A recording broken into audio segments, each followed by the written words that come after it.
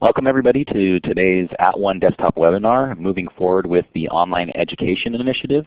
I'm Michael Orloff with the @ONE project. I also have Anna Sterling and Kim Ellis from @ONE supporting us as well. And today's presentation and presenter is Patricia James, the Executive Director of the Online Education Initiative. A little bit of background on Pat. She's been a leader in distance education in California for the past 13 years. She taught multimedia production online until 2006 when she became a DE administrator, and has served as a co-director of @ONE, past member of TTAC, DTAC, and multiple statewide advisory committees. Her work with the DE coordinators throughout the California community colleges is focused on program and course planning and development. She's currently serving, as we mentioned, for the California Community College System as the Executive Director for the Online Education Initiative. Without further ado, I'm going to pass it over to a good friend, Pat James. Okay, hi everybody. There we go. Wanted to make sure the slides were moving. It's a little slow here. So welcome. It's amazing to see all these people, and I'm going to not look over there on the right side of the screen where all the chat's going on, and I've got this list of a bunch of people here, and try not to be nervous. I know all of you, so maybe that's what I need to think about. It's wonderful to see so many colleges represented, and I hope that I can give you some information that will allow you to talk to other people about what we're doing. And I know some of you have seen this before. This presentation isn't going to be my standard one of telling about the OEI, but I do need to qualify a little bit and give you a bit of background so that for those of you who might be new to the initiative or wonder what it's about, can understand how it started and what we're doing. So what happened was, if you can remember, back in 2010, about 2010-11, it actually started in about 2008, our budget started shrinking. And what happened with that was we started cutting courses. And we cut our courses by roughly 25%. And you might be interested to know that our budgets from 2007-8 to 2011-12 were cut by $1.5 billion. I didn't know that. When I saw that number, I went, whoa, no wonder we were, flipping around crazy during that time. It was a tremendous amount of change for us, and very hard for some of us to handle cutting our classes the way we were, knowing that we were turning away over 400,000 students. Closer to 500,000 is what I understand. So this slide that you're looking at, there's an article, a headline from an article in 2011 that showed 670,000 maybe turned away. It wasn't that bad, but it was really bad. Probably worse than it's been in our history. So taking that into consideration, around that time, if you can remember, we started first hearing about MOOCs. So MOOCs were massive open online classes, and the governor heard about them too. And he thought maybe we could use those to provide some courses for our students that they couldn't get from us and that we couldn't add to because our capacities were limited and so forth, that maybe this was a way that we could provide credit for our students. And we met with the governor's staff and determined that that was not a possibility for so many reasons. Mostly it was not, these courses were not addressing our students. So they were for people who were at a higher level of education already. There were so many other things about them that we could not give credit for them outside of maybe credit by exam down the line. I mean, that was the only thing we could think of. So instead, we talked to them about how we might be able to increase access to courses through the use of online education. And so what happened, and my slides are just turning really slow here. And Micah, maybe you might want to, well, I'll keep trying, and I might ask you to take over moving my slides because I'm having a problem with it. Anyway, what happened was we needed to let the governor's office and his staff know that we have great online courses, and we haven't had any financial support or resources or respect or attention, really. We were doing it all pretty organically. Very few of us had budgets for distance education. Most of us developed our courses by ourselves without any money coming in. And we needed some of that in order to be able to increase access. Today we have over 40,000 online sections, I should say sections annually. That's a lot. So here's what happened though. We are no longer in that situation. And so some people have talked to me about, well, Pat, we're all chasing FTE now. We're not at capacity and burning over the way we were when this money was given to us. And I'll talk to you a little bit more about the money in a minute or two. But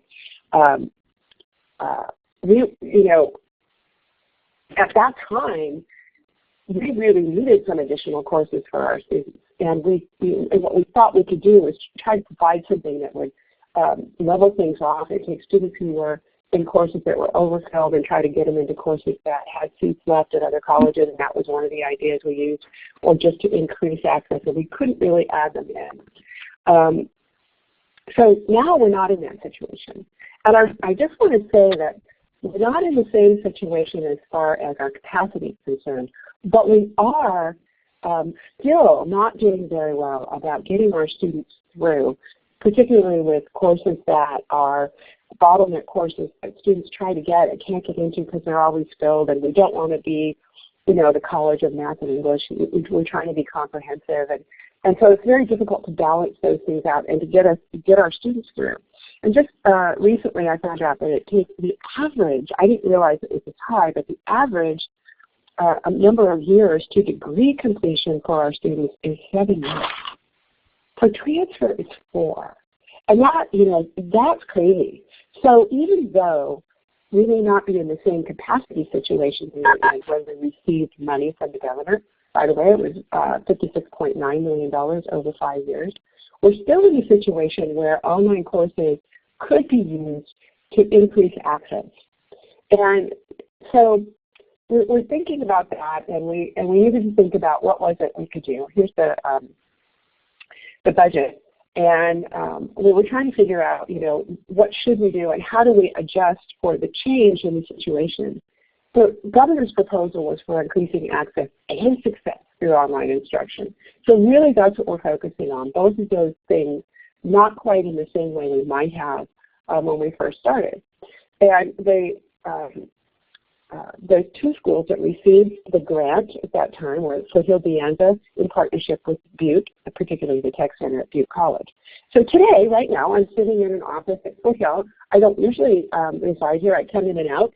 And but today I'm in my office at Foothill. This is the first time I've done a webinar from the office here. I mostly work remotely, and I do a lot of traveling around, and I visit a lot of colleges. And if you want someone from my team or you want me to visit your college, it's just a plug, we will do that. But our main focus now is to increase the ability of our students to complete their educational goal.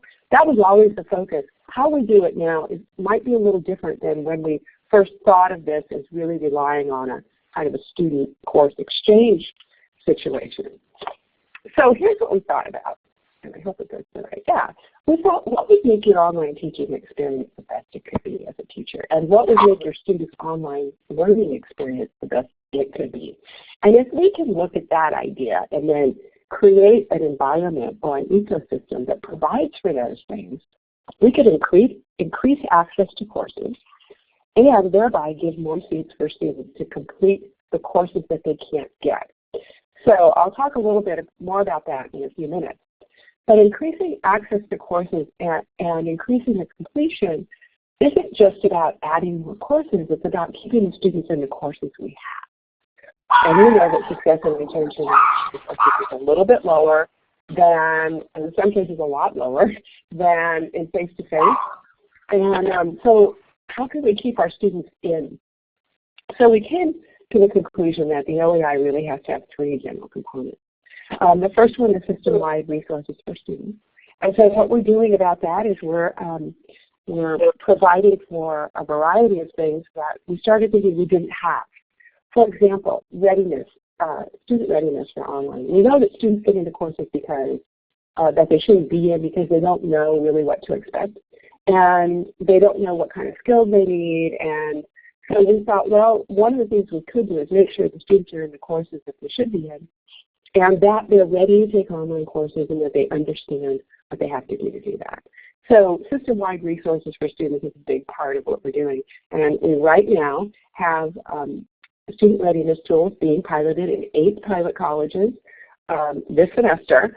And I know Anita Crawley is online, and I'm thinking that maybe Bonnie from Peters is also online. And they have worked really hard to get these two have worked really hard to get this readiness module system going. And so right now it's being tested, piloted, and at the end of this semester we'll have some feedback from them about how it worked, and we're hoping then to provide them for you in an open environment, an open web environment. And we may do it on a website, or we may end up doing it in a course shell, which would be open to you. We're not sure exactly what the mechanism is going to be for everybody, but we're working on both of those. And we should have those available for fall, and maybe even earlier if we can get them done. But I'm thinking fall might be the best bet at having them available to all of you. They're really cool. Some of you may have seen them, and I'm really happy with how they're turning out. They need some revision. They need some work. We knew that would happen. But yeah, so that's why we piloted them. But we know that that's something that our students really need. We paired that with Smarter Measure, which is a diagnostic. It's an assessment to see if students are ready. And we'll see how that went as well, and then make a decision about whether we want to continue to purchase Smarter Measure for the system, or to have you purchase it through the foundation at reduced cost. We're not sure what's going to happen with that yet. We'll keep you informed as we go forward. We also have a tutoring platform that we've committed to for a pilot, and that is Lake Systems. And Lake System has a tutoring platform called NetTutor, and that will be available to all the colleges. And Jerry Hassel, who's working on that, is hoping that that'll be available in the next month or two if we can get the foundation to ramp that up for us. We're working on that because people want it, and they want to go away from some contracts that they already have. So that'll be a platform to connect your face-to-face tutors with your students online. We also will have 24/7 tutoring available through Lake Systems to you as well. That'll be purchased for low cost, reduced cost through the foundation, and we're hoping to have that available for you really soon. So those are two of several things that we've been talking about for students. We're working on a proctoring network right now, and also we'll be looking at purchasing a digital proctoring tool down the line. That RFP will be coming out, and I'm not sure when, so I can't tell you exactly when, but that's one of the things we're looking at. And Bonnie is also working on a platform for online counseling that we can share, because those things have been real problems for us to try to get those up and running. And so we're hoping to provide those things for you. Hi, Pat. Yeah. Hey, we're getting the audience reporting a little bit of some audio issues, so I'm going to do a couple things. First, I'm going to put it back into presenter-only mode, and then secondly, they're saying maybe a little bit of muffling with coming out from you. So I'm wondering if I don't know if you have a mic or what you're using. Okay, so you might want to let me do the presenter-only mode one more time, and then we'll try it again.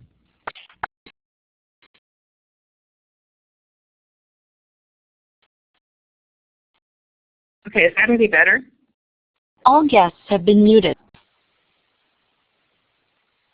Okay. Is that any better, you guys? For me? Yeah, okay, they're saying yes. All right, great. So you didn't hear anything I said. I'm not going back. Sorry. Are there any questions so far about particularly about readiness? Okay. So we'll go on. So the tutoring piece also has a 24/7 component that we're working with. I just want to make sure that I said that. So we're looking at a platform for online counseling, which is something that we've struggled with. And I want to switch over now to system-wide resources for developing high-quality courses, which is another component of the OAI. And if you think about what it takes for high-quality courses, it takes standards, which we've worked with. Hold on just a moment.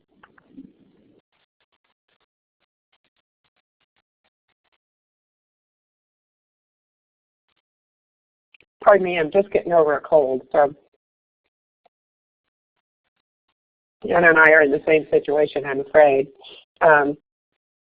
Anyway, you need some kind of standards, and we've really never had system-wide standards. So our steering committee instituted a work group for professional development that developed standards from a variety of different rubrics, the Blackboard Exemplary Course Rubric, INACOL, the COLT standards from the CSE system, and others that we were able to find, and developed our own.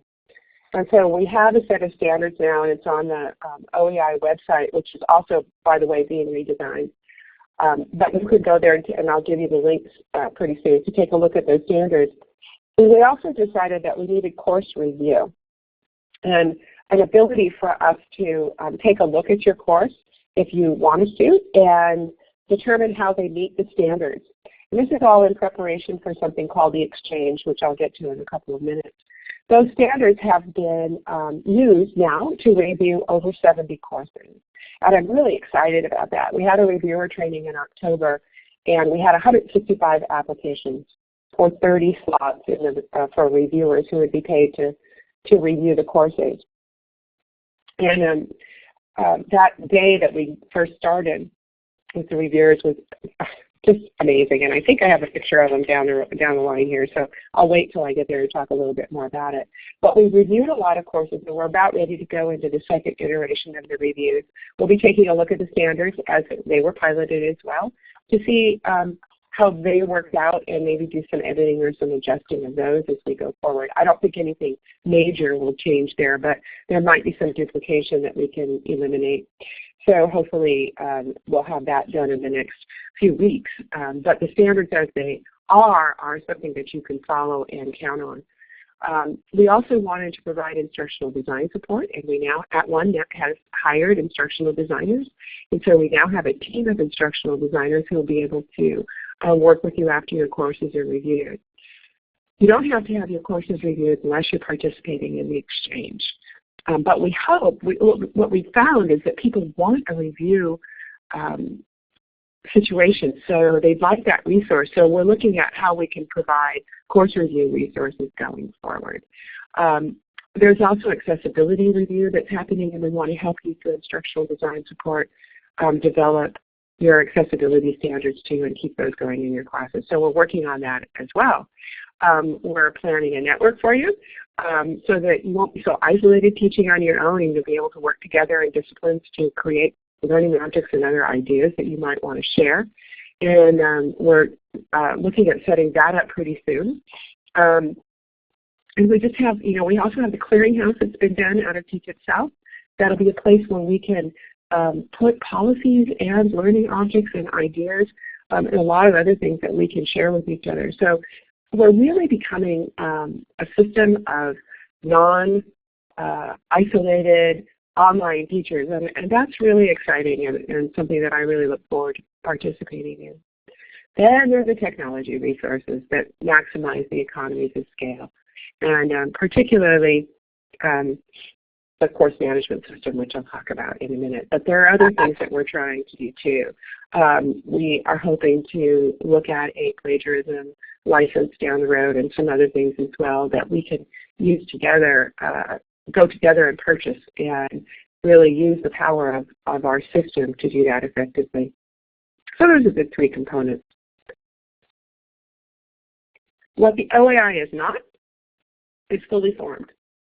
So I was able to use this a couple of days ago. We were at a professional development summit in San Diego, and a friend of mine gave me this pop-up book, and I had been using the metaphor of a pop-up book. The OEI is not a pop-up book. It doesn't come fully designed, nor does it come with all the questions answered. So a big thing that you need to take with you today is that we're looking for the answers to the questions, but we don't always know what they are until we get in and try some things out, and then we can see. It's like building a machine where you have an idea of what you want to build, but it's building it from scratch. Everybody has an idea about the next piece, but until you try to fit it in, you don't know if it's going to work or not. So I have answers to some questions. Now we have more answers than we used to, and those answers lead us to the next step. So I think it's important to note that patience is something that we're asking you to have and that we're trying to have with ourselves, that it's not fully formed. And if it was, I don't think anybody would be happy with this anyway, because unless we ask you what you think, you feel left out, and we also won't have the best minds working on things. So it's not a pop-up book fully formed. Really what we found that we're doing is we're developing a cross-system collaborative culture. And the focus of it is on what works for students. And if you look at this slide, all of these pieces are things that we have had to do in order to make this happen. We've had to trust each other. We've had to create a shared vision, definitely working together, putting our resources together. And we are on a daily basis resolving complex issues. Sometimes the complex issues will hang out for a while until we get them resolved, but we're working on it. And I know that Steve Klein is on the call with us, and he's probably going, oh boy, that's his life. But it's been really interesting to have an issue come up that is perplexing, and we think that maybe we can't solve. And by asking help from people and really talking through it, we've been able to do some pretty amazing things. Okay, so I've already, let's see, I've just jumped over a couple of things, so please excuse me. So it's important to mention something about the course review, that it's formative and not evaluative. And so our reviewers are looking at this. This is the course reviewer training back in October. And they're looking at the standards and evaluating online courses as a way to proactively help you make your courses better. And we're finding that people are really excited about those course reviews and are finding that they're incredibly helpful and that the reviewers are kind in what they're doing. And I had someone say the other day that, I got my course review and it was 24 pages and I was afraid to open it. So I got a glass of wine and drank it first and then decided to open it, and was really pleasantly surprised to find out that it was a kind and comfortable and really positive review that was proactive in helping me make my course better. We also, if there are administrators online, we don't want you to use this as an evaluation. So only the faculty member is getting the course review. And the faculty member at that point can then decide whether or not they want to continue on and fix their course if it needs fixing, or whether they don't want to participate in the exchange. So just to let you know, we really don't want this to be something that you fear. And Micah, how's my sound? Because it still says I'm a little muffled. I think it's going in and out. I can hear it rather clearly myself, but it might be, I don't know, like right when you asked me that question, you sounded really, clear. So, right. Is it a boom mic attached to your head, or what? Yeah, it is. It's a headset attached to my cell phone. I can go off the cell phone and go over to the computer pretty quickly if you think I should do that. If people are still having problems. On Foothill campus, Steve's saying it's clear. What would you like me to do? It may be the cell phone connection. Okay, hold on just a second, because I think, can I just mute my cell phone and go to the computer? Yeah, I mean, if you have a mic on the computer. I do. Let me see if that works better.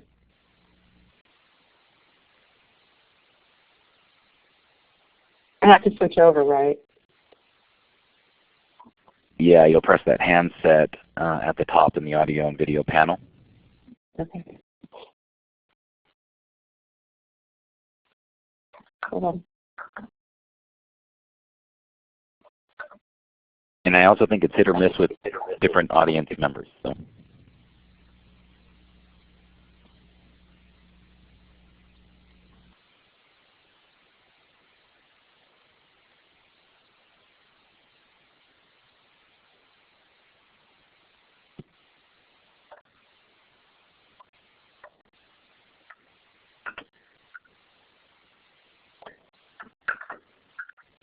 I think I need to stay on the phone.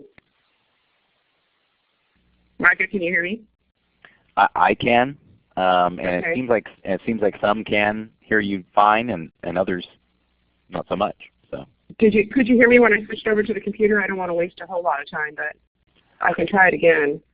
I don't know if we heard you when you moved over, so probably not.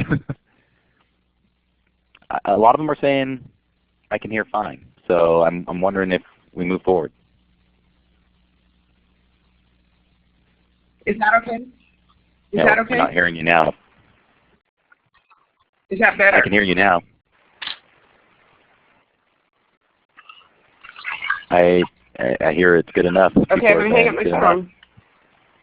All right. So I'm going to the computer. I hope that's better. Don't you love technology? Okay, we're going to move on. You got time for a couple questions before you move on? Okay, there's a couple questions out there. One was regarding course review. And now I'm starting to get a little bit of feedback here. And it was about course review, and it was, will the course review give a quality audit of the course? Yes, it does. It actually goes through all of the rubric and has comments for each piece of it. So, you know, if you want to take a look at the rubric, you can see how that is. And there are people online who have gone through the review process, and I wonder if anyone wants to speak to what that was like for them. I know that, let's see who's online who may have gone through the review process. I'm trying to look and see. Is there anyone who would like to speak up, or just type in the chat window if you'd like to speak up about your own going through that review process? Yeah, it's a good idea in the chat window. And I'm not sure you got through to the Common Course Management System just yet, but there are questions regarding when that will be available to I want to keep colleges. You on to the end, so. All right, and yeah. And then also the question regarding when will courses in the Course Exchange be made available. So I'll let you handle those when you get to them. Right. I'm getting to all of that. So, you know, when we're streamlining the access to using technology, there's a Common Course Management System, the Exchange idea, the portal, and economies of scales for tools and services. And I think I have the slide for the Exchange coming up, so hold on. My printout is different then. So let's start with different than what is on here. So let's start with the Common Course Management System, because I know that's what you guys all want to know about. And let me tell you a little bit about it. We chose Canvas. We met for 4 days in Sacramento on the first week in February, but prior to that, we went through an exhaustive process that started way back actually last summer, if you start with the DE coordinators meeting, where we asked them to talk about what they needed in a course management system. And it's gone through a series of people. We had a committee at the Chancellor's office, excuse me, not the Chancellor's office, the steering committee. We had a CCMS work group that got together and started the process of how we were going to select this. And then the actual selection was done by that group, combined with representatives of the full launch pilot colleges, and there are 8 of those. And on February 5th, we decided from 3 different course management systems. We looked at Remote Learners Moodle, we looked at Blackboard, and we looked at Canvas. And we decided that Canvas would meet our needs.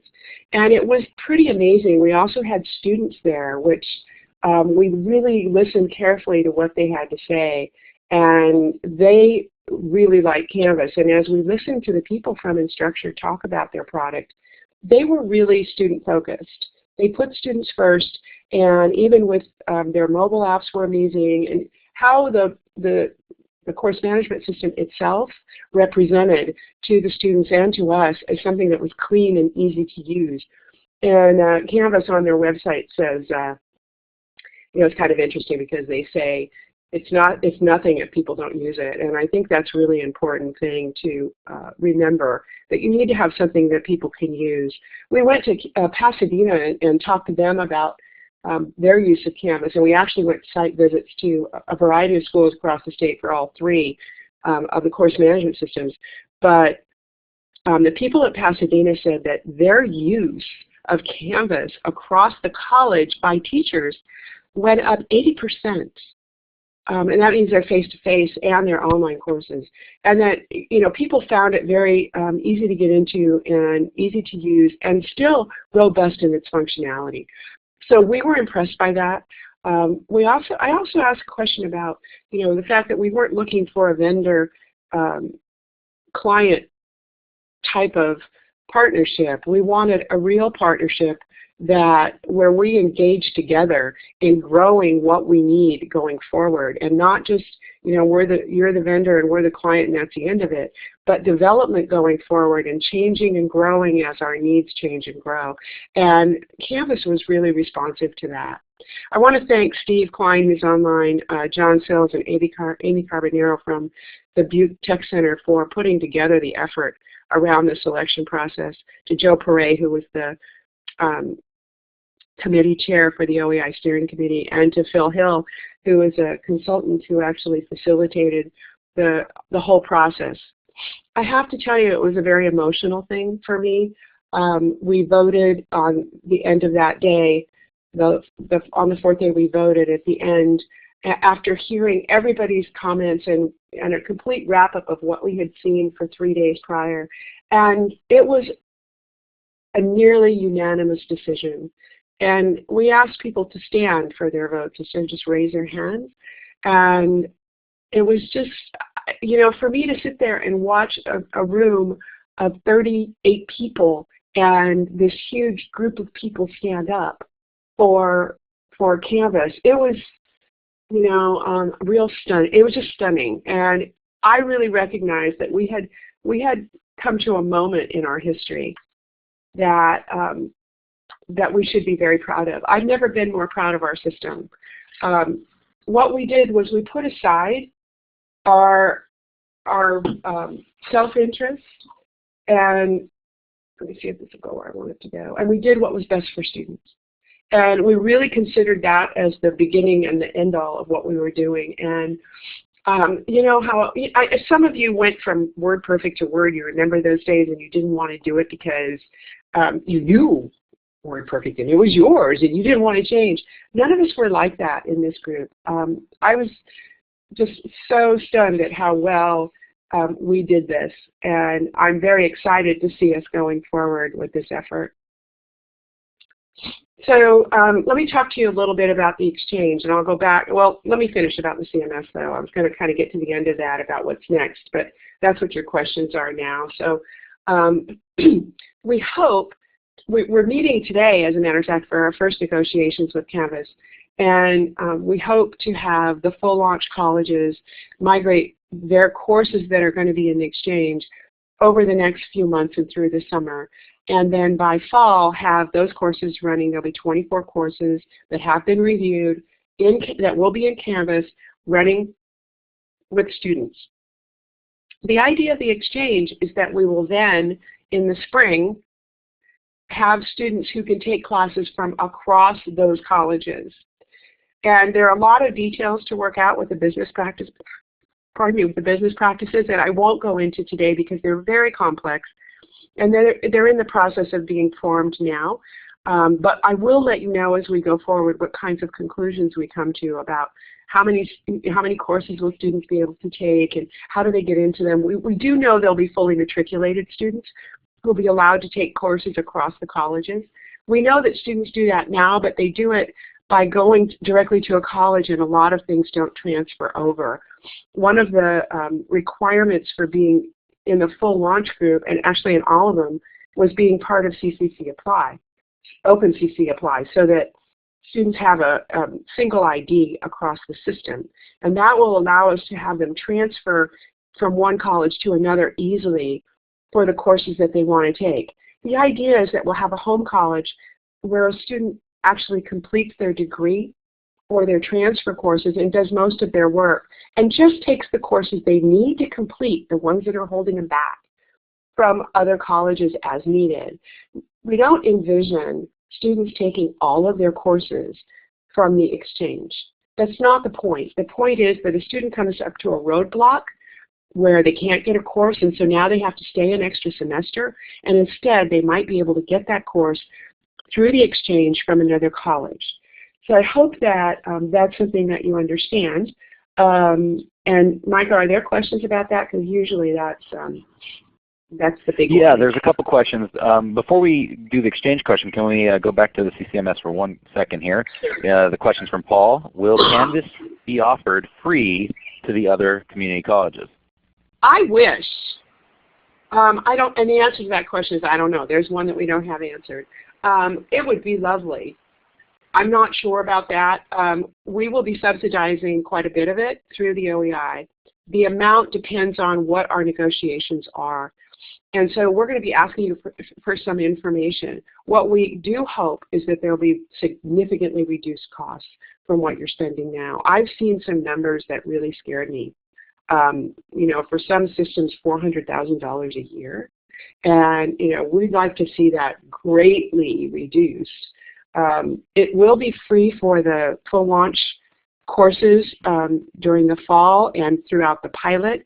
And then we'll see what we can do in order to lower the costs and then determine what each college would have to pay, if anything. And my guess is that there would be something, but I'm hoping that it's way lower than what we're doing now.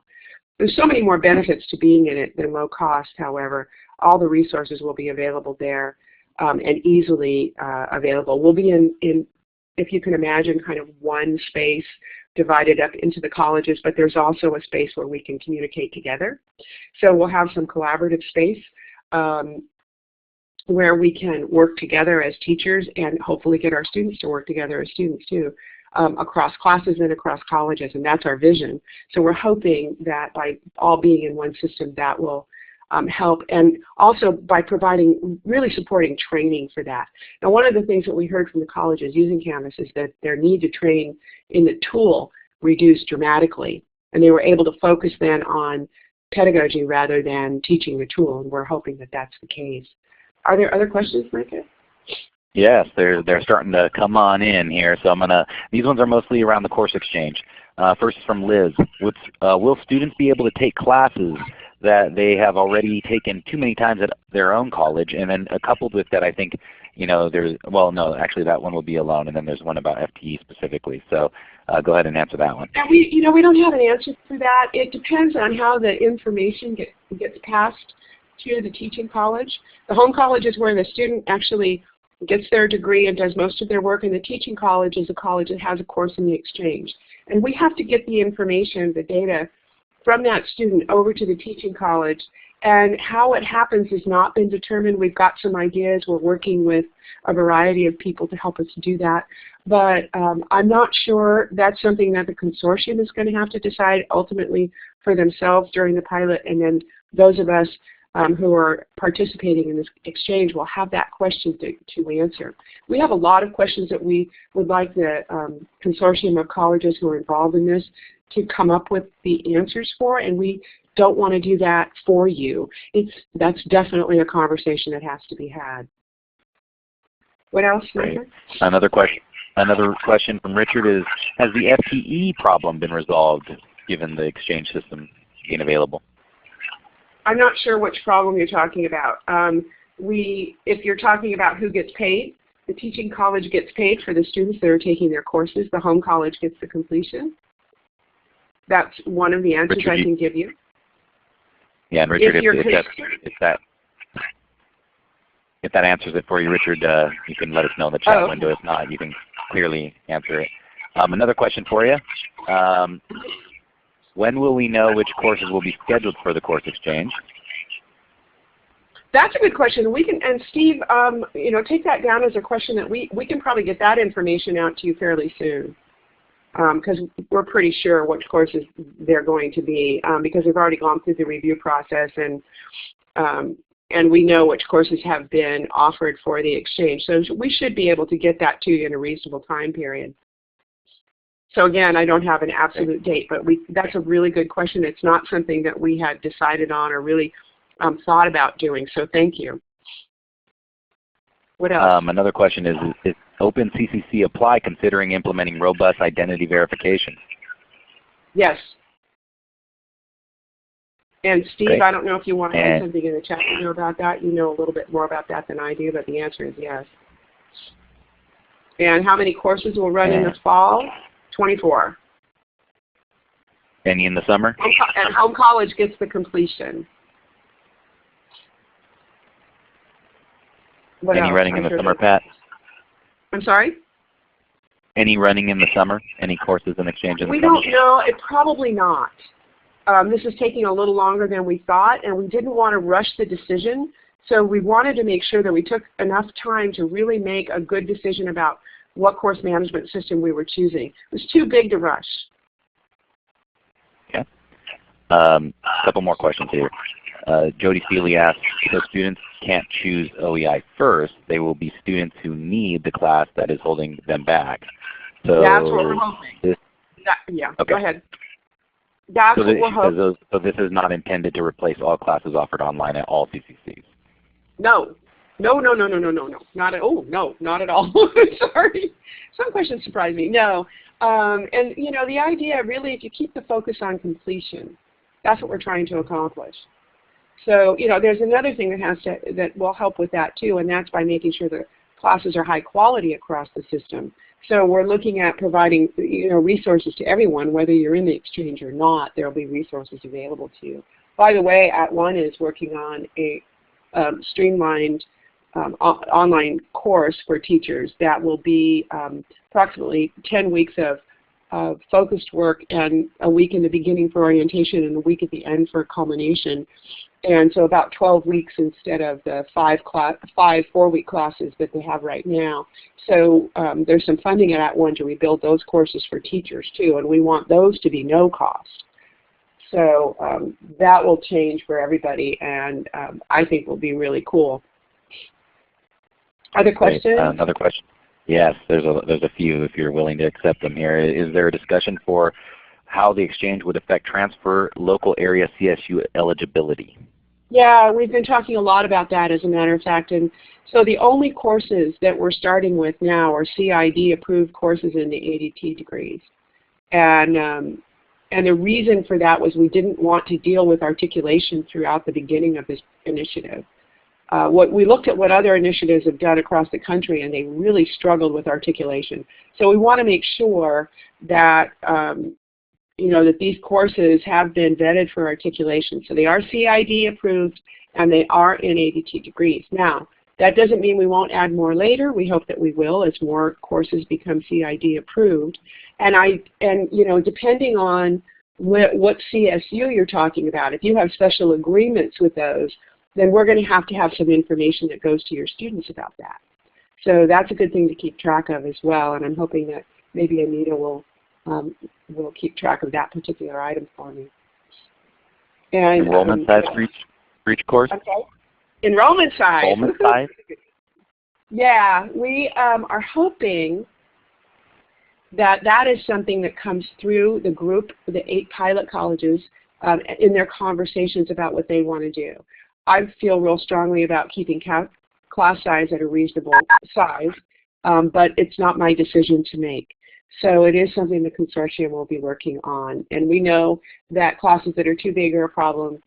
Classes that are too small aren't cost effective. So the pilot schools are going to have to figure that out and try it and see what works. Okay. A few more questions specific to Canvas. If Canvas turns out to be, I'm going to say all 3 of them because I think you might be able to answer them.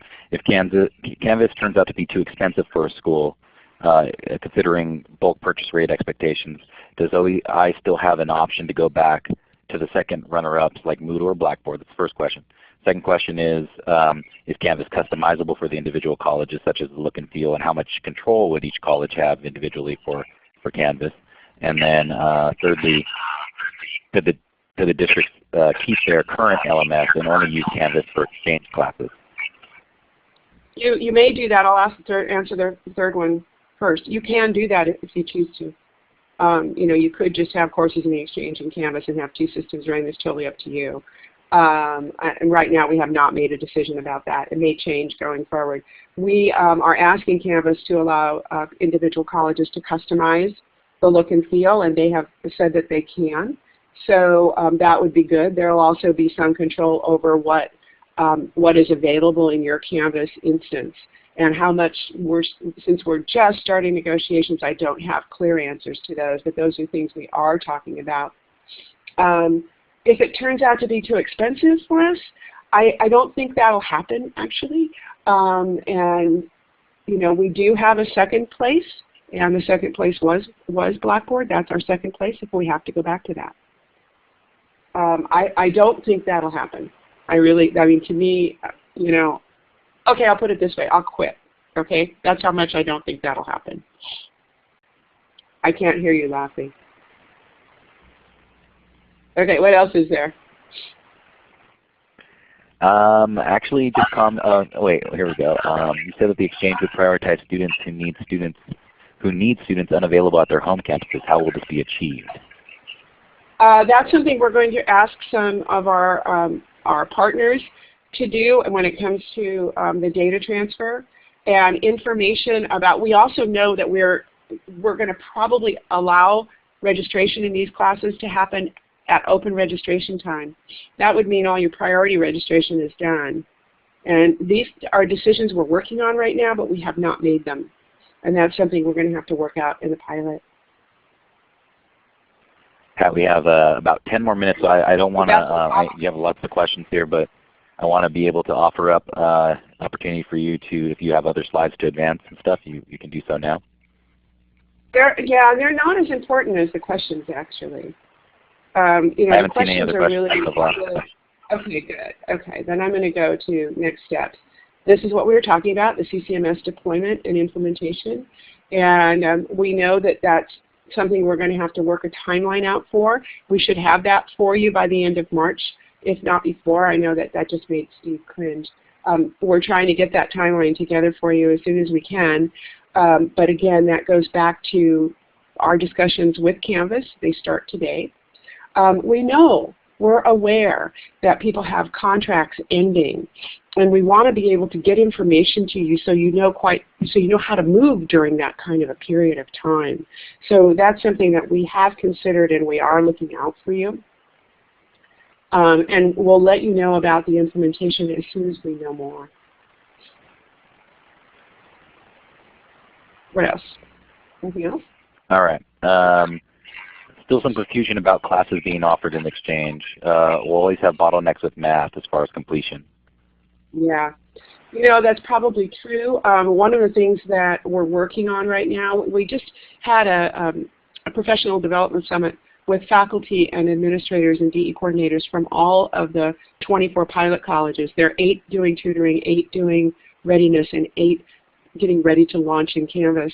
And in talking to all of them, we found that we need to have some discipline groups working together. And there's a community of math teachers who are successful math teachers who want to start connecting other math instructors together and building courses together and providing each other with resources.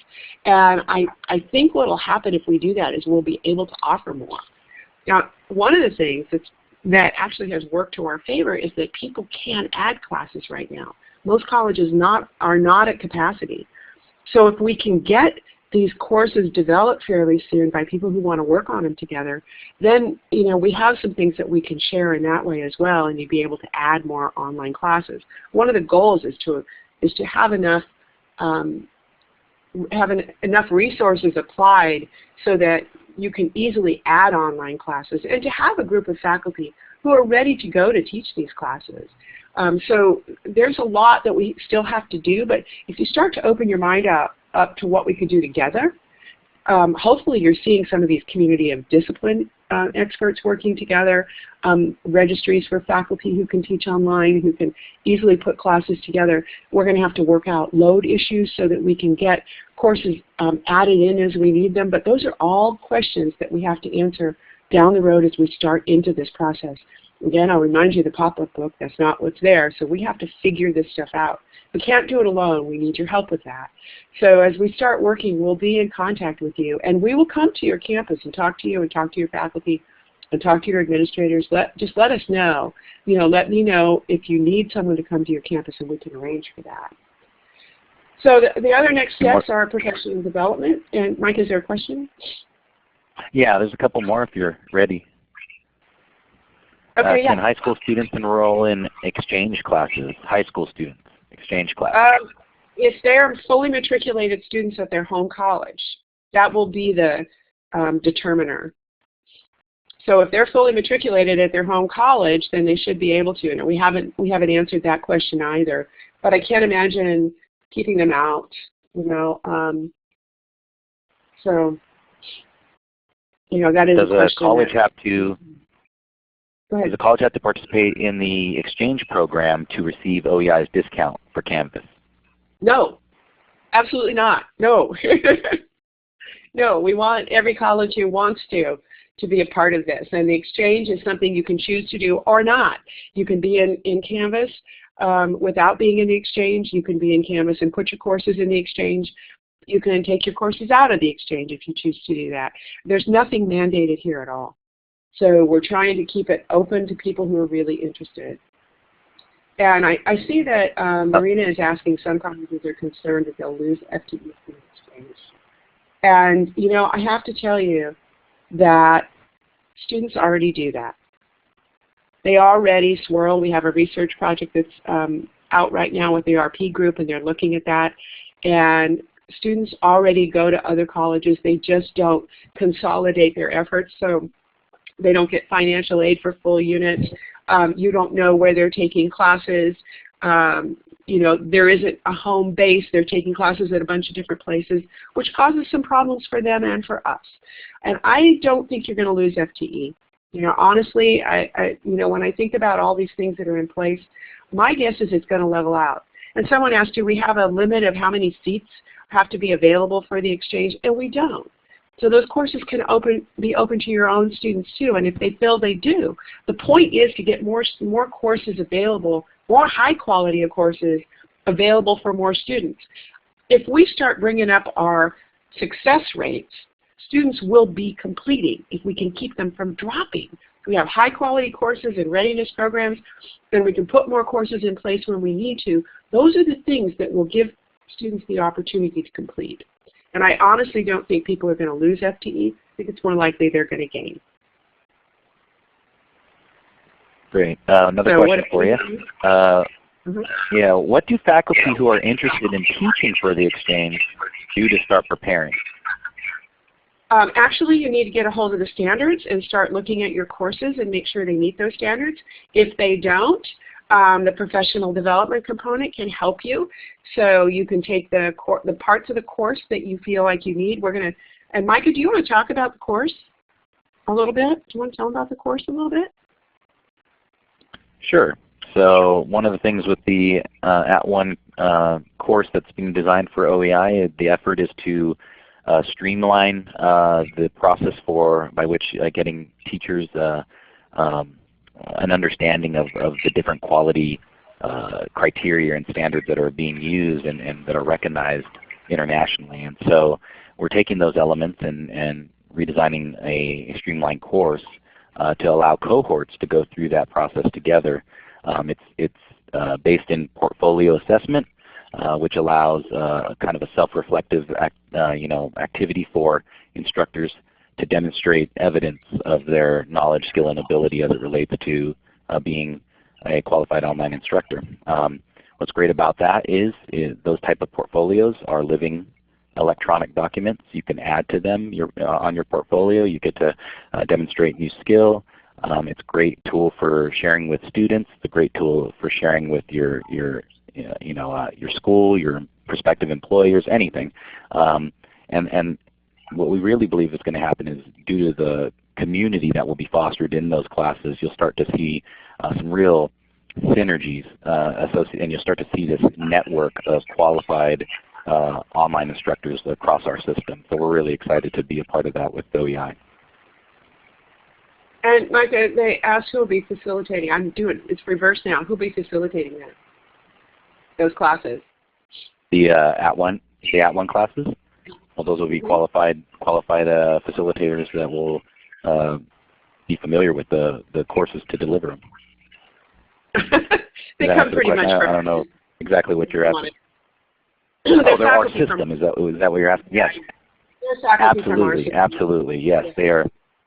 They are resources from the California Community College System that understand California Community College online courses and are able to connect and work and share experiences with fellow faculty members in our system.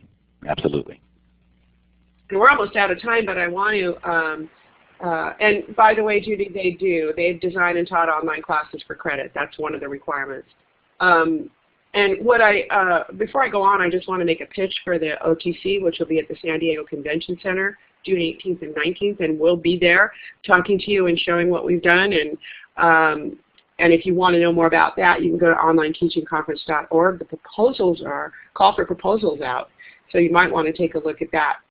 I've already talked about the course exchange. Let's see what else we got here. I didn't put the list of courses, but it is on the website, a list of schools, but it is on the website if you want to see that. And so the next steps then are completing the resources and making sure that they're available to you and really getting them to be healthy and active and available to the entire system. And these are just some of the resources. One I haven't talked about is Barbara Olowski is working on doing some research of things that are available to help you with underprepared students, and so some support is being developed around that right now. The proctoring network is something we're working on, and also finding a vendor for digital proctoring that we can do, again, low or no cost by maximizing our economies of scale. And I think, let's see what else I got here. I think I'm just about done. How's that for timing? What's in it for you? Your college will have access to resources, which I've already talked about. And those who are involved with creating the OEI project have the opportunity to have a voice in what it becomes. So if you want to participate, let us know that you want to. We will probably bring more colleges in on a phased-in basis. The next ones to be brought into the exchange will be the 16 colleges that are doing the tutoring and the readiness pilots, and they can choose to come into the exchange or not. And we'll be talking to you about phasing more colleges in as we go forward. But the main reason to do this is to help our students complete their goals. If we keep that in mind and we keep putting students at the center of what we do, our decisions will be good, and we will be able to put away some of the competitiveness we've had in the past and work together as we see things get better. This is one opportunity. We've never had an opportunity like this. This is our one chance. If we don't work together and make it work, we will have squandered a huge opportunity, and I don't see us doing that. We're good at what we do. I've been out and about nationally in the last couple of years with the MSJC MOOC that we did for writing, and I'll tell you what, our courses are good compared to what I see out there across the country. We've been doing it a long time, and if we can get together and share more, I mean, some of us have been doing it sharing a long time, certainly the DE coordinators. But if we can do more of that and we put our students first, we're going to see amazing things happen in this system. And I'm just really excited about it. So proud to be part of the California Community Colleges, particularly now. So for more information, our website, which is being redesigned, because right now it's just kind of a repository for information not organized as well as we'd like. And so we're redesigning it right now. We were just working on that this morning. The Tech Edge newsletter is available with articles ongoing. I have a blog that's at the Tech Edge newsletter that I write every month, that if you go back through it, you can, you wouldn't have to be here today because you could see the whole history of the OEI and what we're doing going forward. So if you want to take a look at the blog, please comment there and put questions there. You've done a great job of asking questions here. And what I'd like is for you to put your questions there as well so that I can answer them there. And Judy, the MOU is done, and you should get it pretty soon. And you're worried about long-term sustainability, but what I understand is the legislature has given us this money ongoing. The 5-year piece is the way it is with all the Chancellor's Office projects. They come up for renewal in 5 years. What we make of it now is going to determine how much money we have going forward, and one of the things we could always do is ask for more. So at the Board of Governors meeting a few months ago, Bryce Harris mentioned to the Board of Governors that we would have to have this be sustainable with more money going forward. So that was really comforting to hear. If we do it right, we shouldn't have a problem with that. So, anything else? I just want, So far so good. I think that you've answered a lot of questions today. Thank you so much for all that information. One thing I want to do is make sure that we get some feedback from you guys for today's presentation. There's an evaluation survey that Anna is going to push out right now. If you wouldn't mind taking a few minutes to fill out that evaluation, we greatly appreciate it. We appreciate your feedback, and we want to make sure that we're bringing you the best webinars possible. So thank you so much for being a part of today's event. And if you have any further questions, we did have in the chat window a link to the ccconlineed.org newsletter. That's where you get a lot of great information, as Pat pointed out. Feel free to sign up for that newsletter as well. And just again, thanks to everyone who's involved, the captioner, Pat for presenting today, Anna for handling the questions, and all of our participants today. We really appreciate it. Thanks so much, everyone.